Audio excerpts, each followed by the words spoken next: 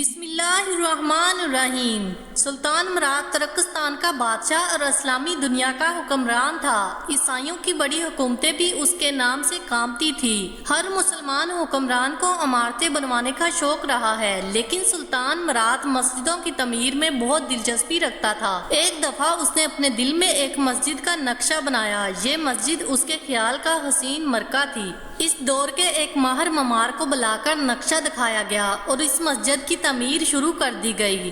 وقت گزرتا گیا، مسجد آہستہ آہستہ بنتی رہی اور لاکھوں اشرفیاں خرچ ہو گئیں۔ آخر کار مسجد مکمل ہو گئی، جو ایک شاندار عبادت گاہ تھی۔ معمار بڑے دعوے کے ساتھ بادشاہ کے حضور حاضر ہوا اور عرض کی، حضور مسجد تیار ہے، ملاحظہ فرمائیے۔ بادشاہ مسجد دیکھنے کے لیے گیا۔ اس نے مسجد کو ہر زاویے سے دیکھا، اوپر سے، نیچے سے، شمال اور جنوب سے، مگر بادشاہ کو مسجد پسند نہیں آئی۔ وہ اپنے آپ کو سنبھالنے کی کوشش کرنے لگا، مگر جب سنبھال نہ سکا تو حکم دیا معمار کا ہاتھ کاٹ دیا جائے۔ یہ حکم سنتے ہی جلاد نے فوراً معمار کا ہاتھ کاٹ دیا۔ معمار کو یہ سزا بلا وجہ ملی تھی، اسے اور کوئی راستہ نظر نہ آیا تو وہ سیدھا قاضی کی عدالت میں جا پہنچا اور دعویٰ دائر کر دیا۔ قاضی نے بادشاہ کو حاضر کرنے کا حکم دیا۔ جب بادشاہ حاضر ہوا تو عدالت میں معمار بھی موجود تھا۔ بادشاہ یہ دیکھ کر گھبرا گیا۔ قاضی نے بادشاہ سے بیانات لیے اور حکم دیا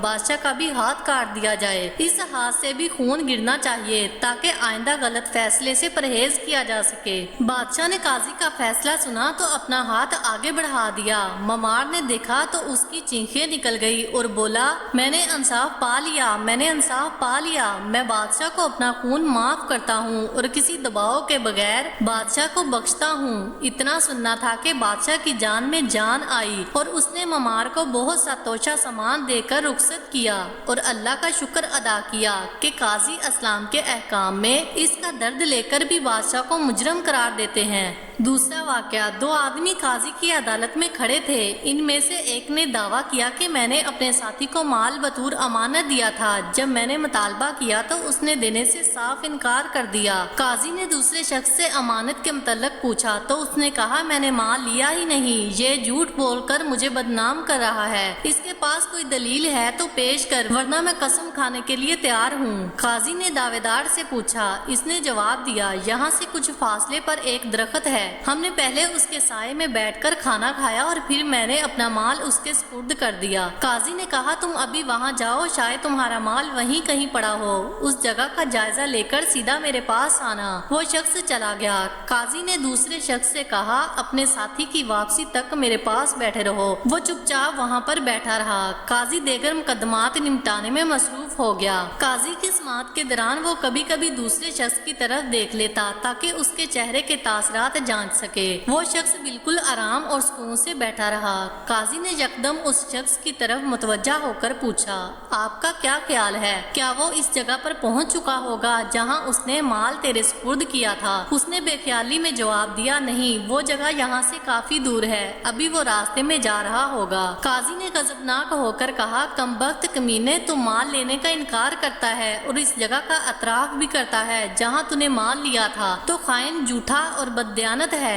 اور اچانک یہ جملہ سن کر خوف سے کانپنے لگا اور اس نے اپنے جرم کا اعتراف کر لیا اور امانت واپس کر دی۔ محترم دوستو، یہ ذہانتوں کے پیکر قاضی کون تھے؟ یہ خدا ترس امیر المومنین عمر بن عبدالعزیز کے منتخب کردہ قاضی ایاس بن معاویہ تھے۔ ایاس بن معاویہ کی ذہانت ضرب المثل تھی۔ آپ کی ذہانت سن کر ہی امیر المومنین نے آپ کو بصرہ کا قاضی مقرر کیا۔ لوگ علمی اور دینی امور میں پیش آمدہ مشکلات کے حل کے لیے ان کے پاس آنے لگے، بعض معلومات کے لیے وہ بعض مباحثے میں مدد کے لیے۔ ایک کسان آپ کی خدمت میں حاضر ہوا اور اس نے پوچھا، اے ایاس، کیا شراب حرام ہے؟ فرمایا، ہاں۔ اس نے کہا، پھل اور پانی کو آگ پر پکایا گیا ہے، اصل میں یہ دونوں حلال ہیں، پھر آگ پر پکانے سے حرام کیسے ہو گئے؟ حالانکہ ان میں کسی حرام چیز کی آمیزش نہیں۔ ایاس بن معاویہ نے اسے کہا، اگر مٹی کی ایک مٹھی تجھے ماروں، کیا اسے تجھے تکلیف ہوگی؟ کہا، نہیں۔ فرمایا، اگر توڑی کی ایک مٹی تجھے ماروں کیا اسے تکلیف ہوگی؟ کہا نہیں۔ فرمایا اگر میں تھوڑی مٹی اور پانی ملا کر ایک ڈیلا بناؤں اور پھر دھوپ میں اسے خشک کر کے تجھے ماروں کیا تجھے تکلیف ہوگی؟ اس نے کہا ضرور ہو سکتا ہے، اس کے ذریعے تم مجھے قتل بھی کر سکتے ہو۔ فرمایا بس یہی مثال شراب کی ہے، جب اجزاء کو ملا کر اسے آگ کی آنچ دی جاتی ہے تو اس میں نشہ پیدا ہو جاتا ہے، جس کی وجہ سے اسے حرام قرار دیا گیا ہے۔ محترم ناظرین، یہ تھی مدینہ کی ریاست، یہ تھا اسلام، یہ تھی اسلامی عدالت اور یہ تھے اسلامی جج۔ لیکن میرے محترم دوستو، آج کے دور کو دیکھیے، آج کی ہماری عدالتوں کو دیکھیے، غریب پستا جاتا ہے جبکہ امیر مجرم ہونے کے باوجود باعزت بری ہو جاتا ہے۔ لاکھوں لوگوں کے قاتلوں کو بری کر دیا جاتا ہے کیونکہ ان کے پاس پیسہ اور طاقت ہوتی ہے، جبکہ غریب دن بہ دن اس قانون میں پستا جا رہا ہے۔ اور ہم دعویٰ کرتے ہیں کہ ہم اسلامی ملک ہیں، ہمارا نظام اسلامی ہے، جبکہ حقیقت میں ہم اسلامی نظام سے کوسوں دور ہیں۔ ہم صرف دعویٰ ہی کر سکتے ہیں۔ اللہ پاک ہم سب کو سمجھنے اور راہ راست پر چلنے کی توفیق عطا فرمائے۔ انہی الفاظ کے ساتھ میں اجازت چاہوں گی، اس امید کے ساتھ کہ اگر سانسوں نے وفا کی تو اگلی بار ایک اور ویڈیو لے کر آپ کی خدمت میں حاضر ہوں گی۔ تب تک کے لیے خدا حافظ۔ اللہ پاک آپ سب کا حافظ۔ ہمیشہ ہنستے رہیے اور مسکراتے رہیے۔